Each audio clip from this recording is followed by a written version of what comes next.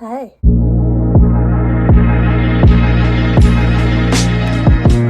I know it's been a while since I've posted, and I will fully acknowledge that, but I figured do the Winterween readathon, which is going to be starting in a couple of days as of me filming this.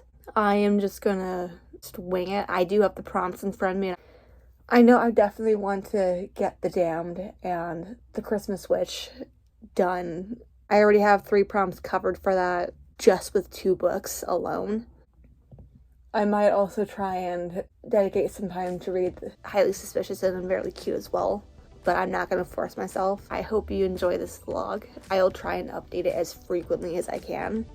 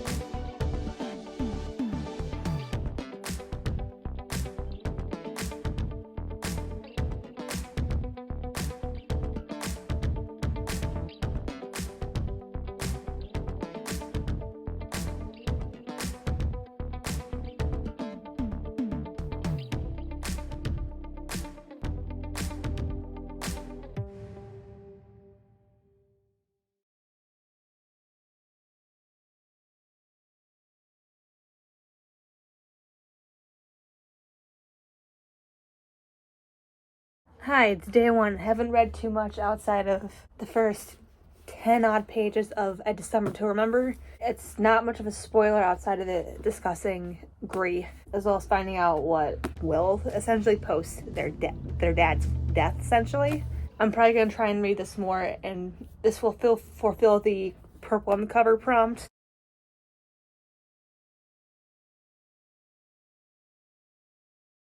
But we're just at the beginning, post the father's death, essentially, in the funeral. I'm probably going to read a lot of Christmas books, but I don't care. I'm in the mood of it. What I said still stands in the context of the Christmas wish, pretty much fulfilling the W in the title, as well as the Damned being a book featuring a witch, although it's mostly a vampire book. It mentions other folklore within the area, so I'm guessing witches are involved to an extent. So I'm counting it as that. Just trying not to go so crazy with the active TBR, and just trying to slowly dim it down a little bit. I'm not expecting to finish any of them all within this one readathon, but it'd be nice to at least sit down, breathe, and actually try and dedicate some time to reading the book. All of the books that I may end up reading will fall in the read in the dark prompt to an extent, so I'm not really worried about that prompt. That's the update. I will try and update again if there's anything important. Just wanted to actually update and introduce the vlog more properly.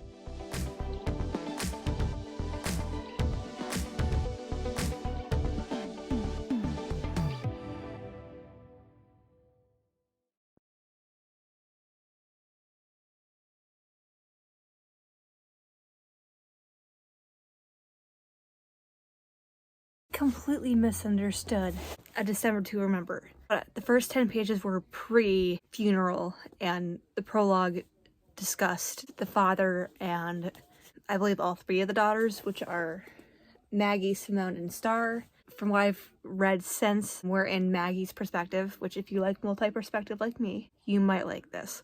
But she is secretly dating a guy who wants to make things more official, essentially. May have came off not great because it was at the father's funeral.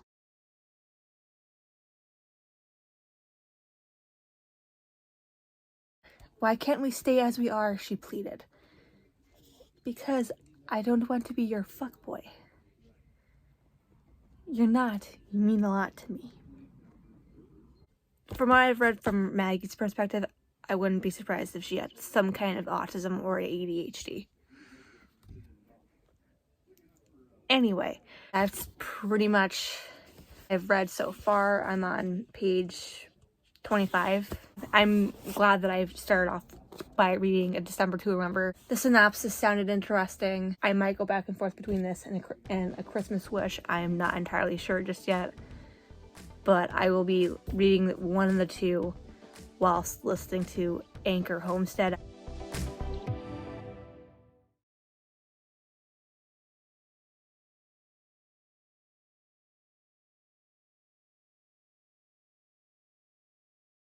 Apologies if you hear anything in the background. A family member is snow blowing because we had our first snow of the season, which I will leave on the screen somewhere. I meant to update about this yesterday. I just forgot, and I apologize. You could tell that I'm rusty at doing this. But one of the characters is queer, although they're both on a break. Simone was in a romantic relationship with another female. And as someone who came out like August 2023, it was nice to see that. Even before I came out, it was nice to see it anyway, especially with how common it is within the autism community. And I was wondering whether or not I was going to be in the UK. And all three of the sisters had gotten a note from a solicitor to read a will. Now we're post-funeral, and we're getting into what the synopsis is saying about how all three of the sisters essentially realize that Augustus, their father, has essentially planned an adventure per se in order to get their inheritance.